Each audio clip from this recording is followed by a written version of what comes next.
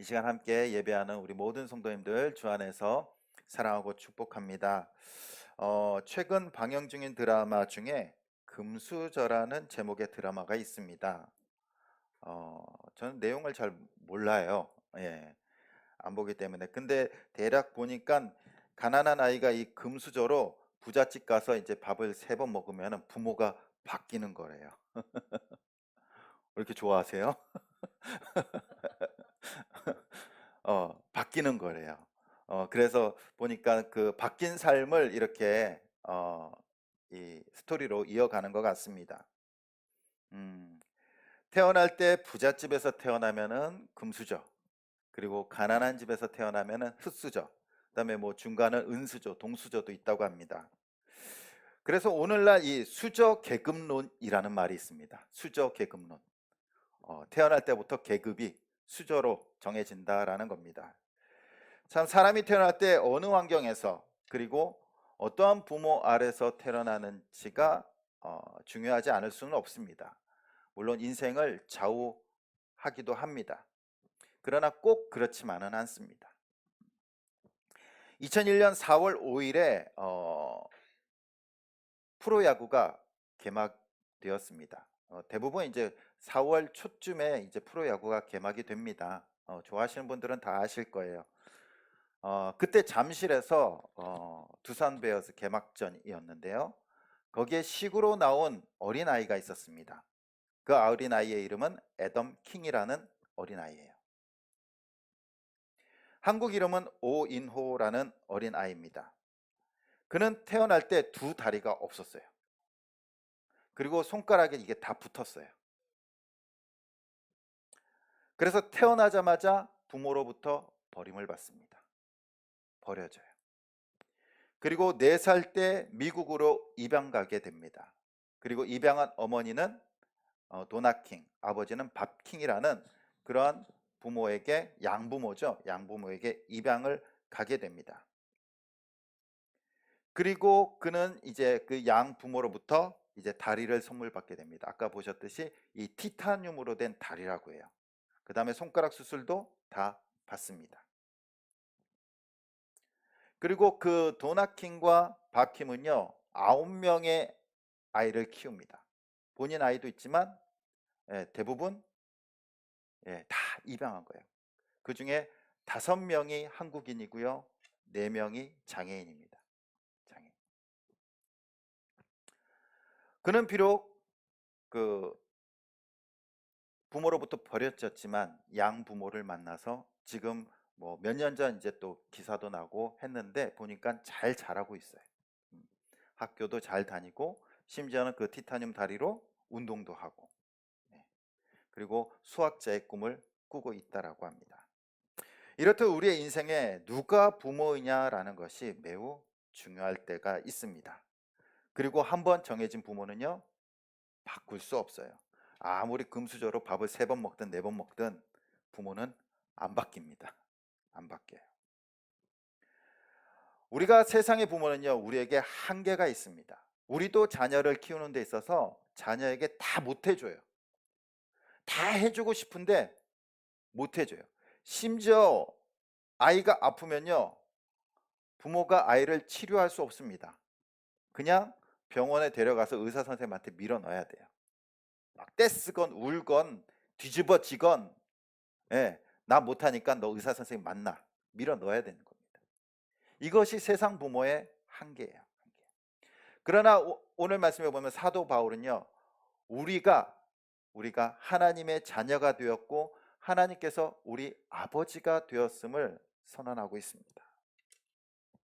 그러나 우리가 자녀 되기 전에 우리는 세상 속에 살아가고 있었어요. 주님을 알지 못했던 자들이었다는 겁니다. 그래서 3절에 보면은 이렇게 말하고 있습니다. 이와 같이 우리도 어렸을 때 이 세상의 초등학문 아래 있어서 종노릇 하였더니 아멘. 3장까지는요 계속해서 사도 바울이 그 유대인 그리스도인들이 율법 아래 있다라고 말합니다. 율법 아래. 그런데 오늘 4장 3절에 보면은 이와 같이 우리도라는 건 뭡니까?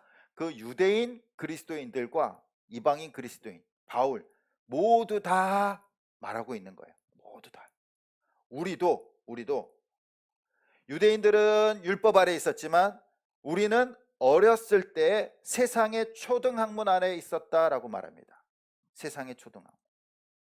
사도 바울이 말하는 세상의 초등학문이 뭘까요? 당시 그 지역에는요, 철학이 뛰어났습니다. 철학. 그리스 철학 유명하잖아요. 플라톤과 디오게네스. 그래서 세상의 근원이 물과 불과 흙과 뭐 이렇게 공기로 되어 있다라고 주장을 합니다. 그리고 인간은 어떠한 존재인지, 무엇을 추구해야 되는지, 이런 것들이 서로 의논하면서 철학을 나누는 시대였어요. 그런데 사도 바울이요, 뭐라고 얘기했냐면 그것이 세상의 초등학문이다라고 말하고 있는 겁니다. 세상의 초등학문. 이 세상은 누가 만들었습니까? 하나님께서 만드셨잖아요. 아무리 인간의 지혜로 물이다, 불이다, 흙이다, 뭐 공기다, 막 아무리 주장해봤자 하나님께서 만드셨다는 겁니다. 이것이 세상의 초등학문이고, 또한 자연에 대한 거, 죽음에 대한 거, 또 우상 미신들, 이런 것들이 다 세상의 초등학문이다라고 말하고 있습니다. 우리나라에도 바울이 말하는 세상의 초등학문이 있습니다. 바로 미신들입니다. 우상적인 모습들입니다. 우리나라에도 얼마나 많은 우상들이 있습니까? 우리가 신경 안 쓰지만 도로를 한번 싹 지나가 보십시오. 보면 곳곳에 장승들이 있어요. 장승들이 막 숨어 있어요. 숨어 있어. 그 나무들 세워놓고, 예, 그 나무들이 지켜준다는 거죠. 지켜준다는 거예요. 어촌에는 풍어제라는 것이 있습니다. 풍어제. 그래서 여기 화성에 가면, 궁평항에 가면요, 풍어제를 드려요. 풍어제. 이 서해안 풍어제를 배연신굿이다라고 말합니다. 그래서 어민들이 바다에 제사를 지내고요. 그리고 그 만선에서 또 안전하게 어업을 할 수 있도록 제사를 지내는 겁니다. 한마디로 용왕께 제사를 지내는 건데, 바다를 누가 만드셨습니까? 하나님께서 만드셨잖아요. 정말로 용왕이 있을까요? 정말로? 지금은 그 용왕이 있다고 믿는 사람은 아무도 없을 거예요. 아무도 없어요. 그럼에도 불구하고 계속 그 풍어제를 지내는 거예요. 왜 그럴까요? 왜? 안 지내면은 찝찝해. 안 지내면은 뭔가, 예, 불안해요. 불안해. 그러니까 믿지는 않지만 그 제사를 지낸다는 거예요. 제사를 지낸다는 거예요. 또한 이 풍어제는 1985년에 중요 무형문화재 82호로 지정됩니다. 문화재래요. 문화재. 관습과 풍습을 가장한 우상숭배죠. 믿지는 않습니다. 그런데 안 하면 불안해. 그렇기 때문에 계속적인 그 미신적인 행동들을 하게 됩니다. 미신을 버리지 못하는 거예요. 만약 우리가 예수님을 믿지 않았다면 지금쯤 뭘 하고 있을까요? 아마 우리 주머니에는 부족 하나쯤은 지니고 다닐 수도 있어요. 아니면 지갑에, 예전에 해보신 분들 계실 거예요. 예수님 믿기 전에 지갑에 부적, 이 가슴에 부적, 아니면 베개 밑에 부적, 심지어는 집 앞 집문에다가 부고를 걸어 놓는 집들도 있고요. 부적을 붙여 놓는 집들도 있어요. 예전에 초등학교 때 친구 집에 놀러를 갔습니다. 놀러를 갔는데 그 집에 작은 방이 하나 있어요. 그 문을 딱 여니까 거기에 이제 불상이 있는 거예요. 집에 조그만 불상을 모셔놓고 아침마다 불을 켜서 이게 절을 하고요. 또 자기 전에 또 불을 끄고 절을 하고. 그것이 생활이에요, 생활. 아마 우리도 예수님을 믿지 않으면은 그러한 일들을 하고 계실 분들 계실 겁니다. 뭔가 불안하니까. 안 하면 불안하니까. 안 좋은 일이 생기면은 점집에 가고 무당집에 가고, 이러한 것들이 어리석은 초등학문이다라고 말하고 있는 겁니다. 그래서 우리는 이전에는 주님을 알지 못했을 때는 이러한 미신과 우상과 초등학문 가운데 있었지만, 이제는 예수 그리스도를 믿음으로 그러한 세상의 초등만문에서 벗어나고 하나님의 자녀가 된 줄 믿습니다. 하나님의 계획 아래 저와 여러분들을 주님께서 분명히 구원하여 주셨습니다. 그래서 4절을 말씀해 보면 이렇게 시작합니다. 우리 함께 읽어보겠습니다. 시작. 때가 참에 하나님이 그 아들을 보내사 여자에게서 나게 하시고 율법 아래 나게 하신 것은, 아멘. 때가 참에, 때가 참에 예수 그리스도께서 그 초등학문들을 부수고 그리고 우리를 구원하기 위해서 오셨다는 겁니다. 근데 때가 찼다는 것은 언제입니까? 역사적으로 보면 2000년 전 어디? 유대 땅 베들레헴. 이 때가 참에라는 말은요, 기막힌 때입니다. 예수님께서는 계획 없이 오시지 않으셨어요. 하나님께서는 계획 없이 예수님을 이 땅에 보내시지 않으셨다라는 겁니다. 그렇다면 왜 하필 2000년 전 그 땅일까? 하나님께서는 우리 주님을 정확한 위치에 보내셨어요. 어디? 이스라엘 땅 베들레헴, 유대 땅 베들레헴. 왜 거기가 정확한 위치입니까? 중국, 그러면요, 중국인들이 왜 중국이라는 그 나라명을 씁니까? 자기네들이 세상의 가운데라는 거예요. 중심. 그런데 대륙을 모아놓고 보면요, 중심은 다른 곳에 있습니다. 지도를 한번 보시면요, 자, 가운데가 어딜까요? 유대 땅이에요. 이스라엘이라는 겁니다. 그렇죠? 그리고 오른쪽으로 가면은 아시아, 위쪽으로 가면 유럽, 밑으로 가면은 아프리카. 저기가 어디예요? 세계 대륙이 모이는 곳이에요. 모이는 곳. 이스라엘 땅이에요. 유대 땅이. 그래서 아프리카가 아시아로 건너가려고 하면요, 그 땅을 지나가야 돼요. 아시아가 아프리카로 가려면 그 땅을 지나가야 돼요. 그래서 그 땅은요, 항상 전쟁이 끊이지 않습니다. 세계 대륙이 맞물리는 땅이에요. 맞물리는 땅. 그리고 요한계시록 보면 무기토 전쟁이 나옵니다. 그 무기토가 어디냐면요, 그 세계 대륙이 모이는 가운데요. 도로 중심. 거기서 뭐 전쟁이 많이 일어납니다. 과거에도 그랬고요. 중요 요충지이기 때문에. 예수님께서는요, 저곳에 태어나시는 거예요. 그래서 복음이 어떻게 돼요?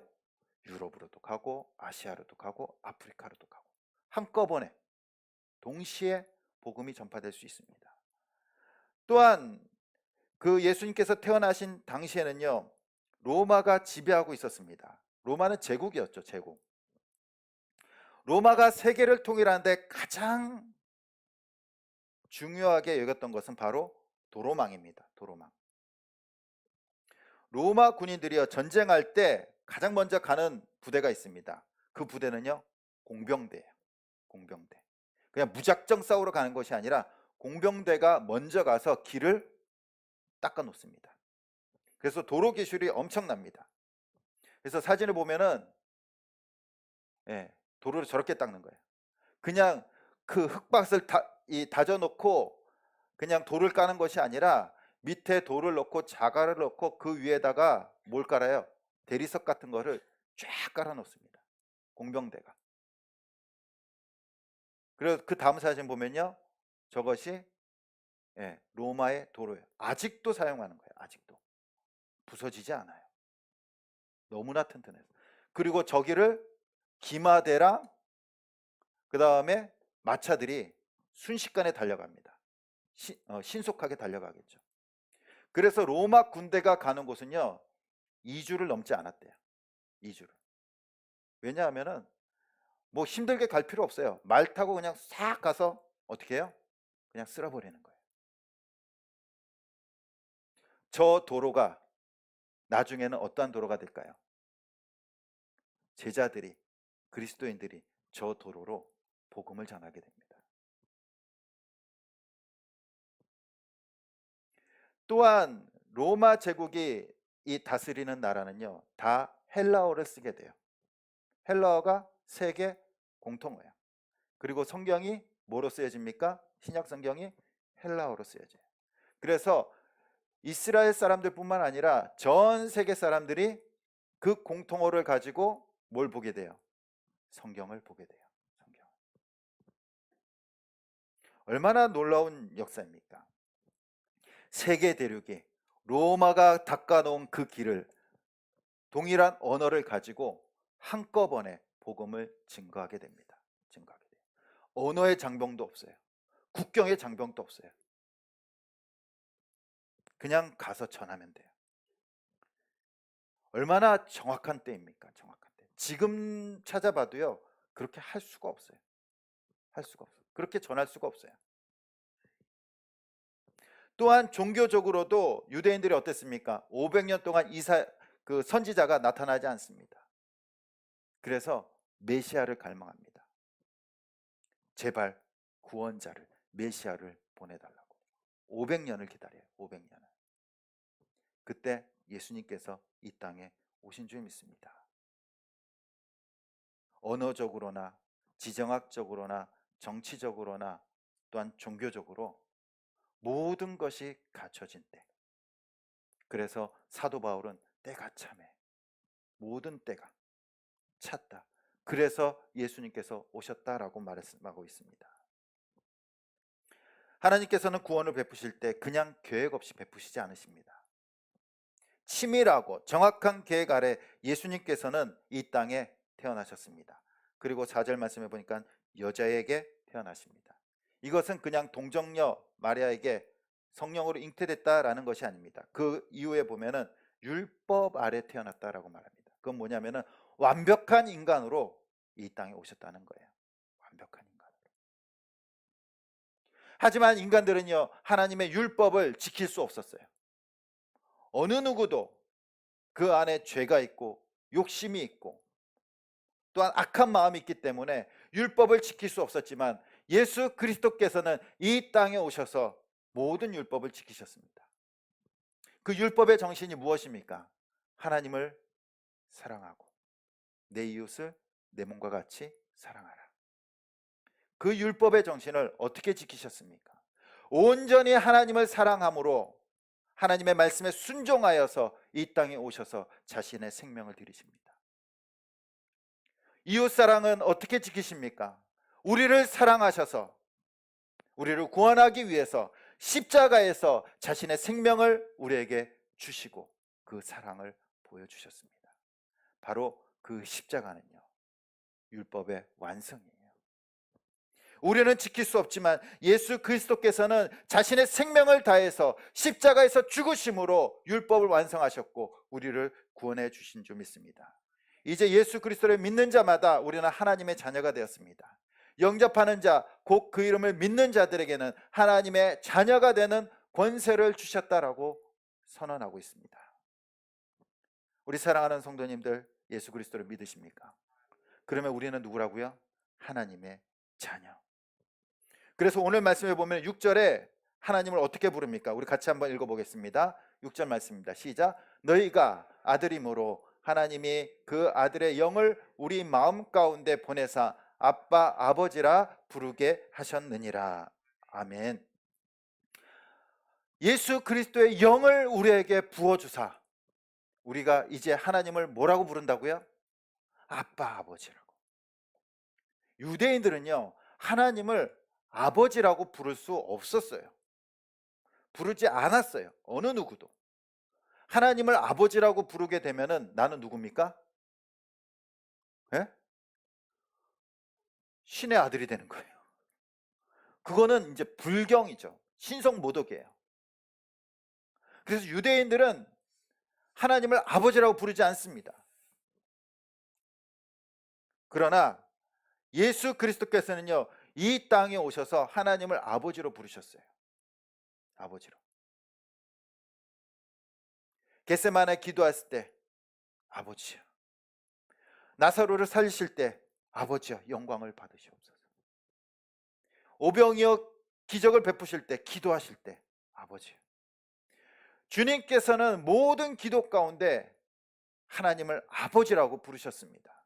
또 우리에게도 하나님을 아버지라고 부르라고 말씀하십니다. 그래서 마태복음 6장 9절에 너희는 이렇게 기도하라. 하늘에 계신 우리 아버지요. 하나님께서는 그리스도의 영을 우리에게 부어주시고 우리가 하나님을 아버지라고 부르게 하셨습니다. 우리는 마음껏 아버지라고 부를 수 있습니다. 기도할 때 아버지. 그렇죠. 무슨 일만 있어도 아버지. 그러신 분들 있겠죠. 또 아버지 한 번 부르시도 않는 분 계세요. 아버지, 아버지. 얼마나 편합니까? 예수 그리스도의 영으로 우리를 자녀 삼아 주셨습니다. 그래서 로마서 8장 15절에 이렇게 말씀하십니다. 우리 같이 한번 읽어보겠습니다. 시작. 너희는 다시 무서워하는 종의 영을 받지 아니하고 양자의 영을 받았으므로 우리가 아빠 아버지라고 부르짖느니라. 아멘. 우리가 이제는 예수 그리스도를 믿음으로 세상의 초등학문 아래 있지 않고 율법 아래 있지 않고 사탄의 종 아래 있지 않고 이제 새로운 영으로 말미암아 양자의 영을 받았다라고 말합니다. 그래서 하나님을 아버지라고 부르게 된 거예요. 양자라고 하면요, 우리는 조금 좀 거리감이 있죠. 친아들과 양자 그러면요, 우리나라 사람들은 누구에게 더 마음이 갑니까? 친아들이죠. 양자는 조금 이렇게 접고 가야죠. 예? 예. 좀 틀리게 대우를 하기도 합니다. 그러나 이 유럽이나 미국에서는요, 양자나 친아들이랑 똑같아요. 자기 피부색이 다르고 또 황인종이나 흑인종들, 뭐 백인종들 다 자녀들이 다르지만 아무런 문제가 되지 않습니다. 양자가 된다는 것은요, 아들과 똑같은 입장이 된다는 거예요. 명분을 가진다는 겁니다. 당시 로마 사회도 마찬가지였습니다. 바울이 살던 그 사회도 마찬가지였어요. 이 로마 때는요, 전쟁이 많았습니다.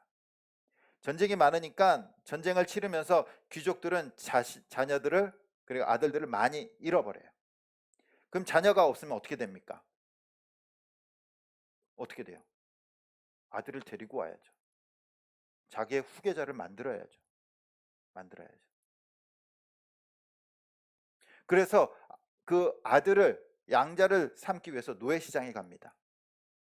그 노예시장에 가가지고 아이들 중에서 좀 똘망똘망하고 똑똑한 놈, 괜찮은 놈을 사서 값을 지불하고 데리고 와요. 그리고 아들을 삼아요. 그리고 친아들과 똑같은 교육을 시킵니다. 권한도 똑같아요. 입양을 하는 거죠. 그 입양하는 순간 그 노예는요, 주인의 아들이 되는 거예요.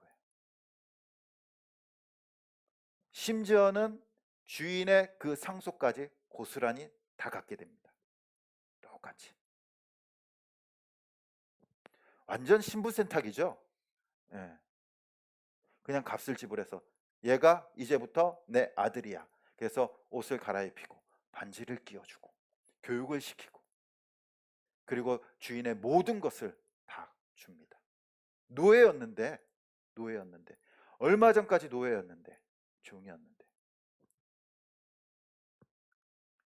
그 종은요, 평생 종으로 살다 죽든지 아니면은 당시 남자들은 이제 검투사가 돼서 맹수들과 싸우다가 조롱거리가 돼서 죽어갔습니다.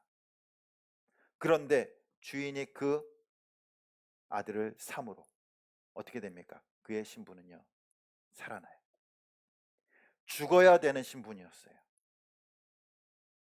평생 종으로 살아야 되는 신분이었습니다. 그러나 값을 주고 사오자마자 그 아들은요, 안전이 보장됩니다. 생명이 보장돼요. 아니, 보장뿐만 아니라 주인의 모든 밭과 재산과 종들과 하인과 재물까지 다 아들의 것이 돼요. 상속돼요. 노예였지만, 종이었지만 그것이 당시 사회였어요. 바로 우리가 세상 초등학문 아래 이 종과 같은 존재였다라는 겁니다.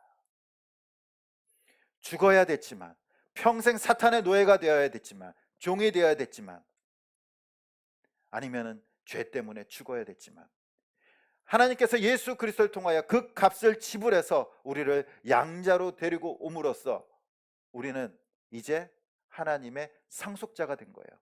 유업을 입을 자가 된 겁니다. 이전 신분이 아니라 새로운 신분이 된 거예요. 모든 것을 다 이어받게 된 거예요. 모든 것을. 하나님께서는 양자된 아들된 우리들에게 복을 채워주십니다. 모든 것을 다 채워주세요. 그래서 7절에 보면은 이렇게 말씀하십니다.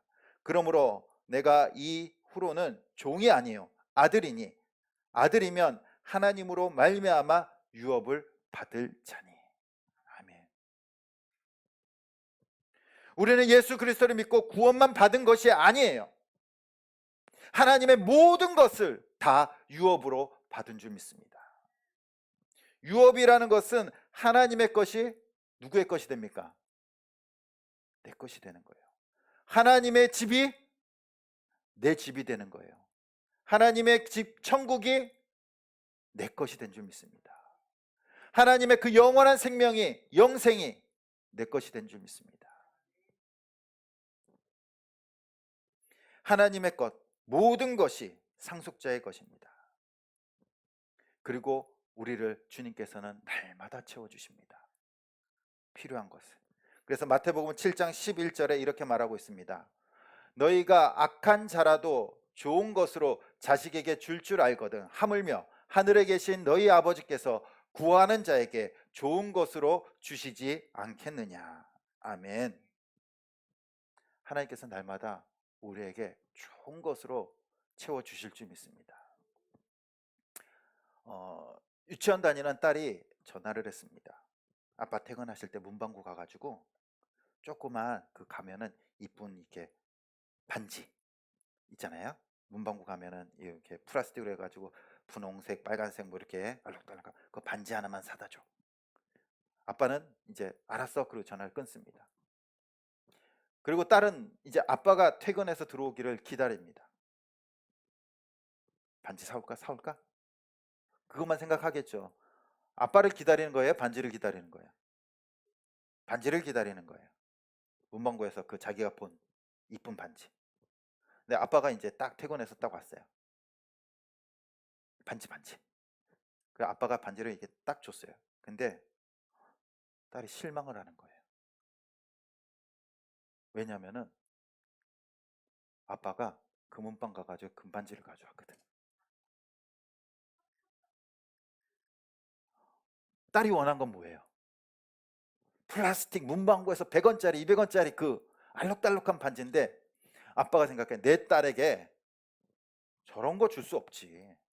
그렇잖아요. 좋은 거 줘야지. 그래서 금은방 가가지고 딸한테 맞는 금반지를 하나 딱 사가지고 온 거예요.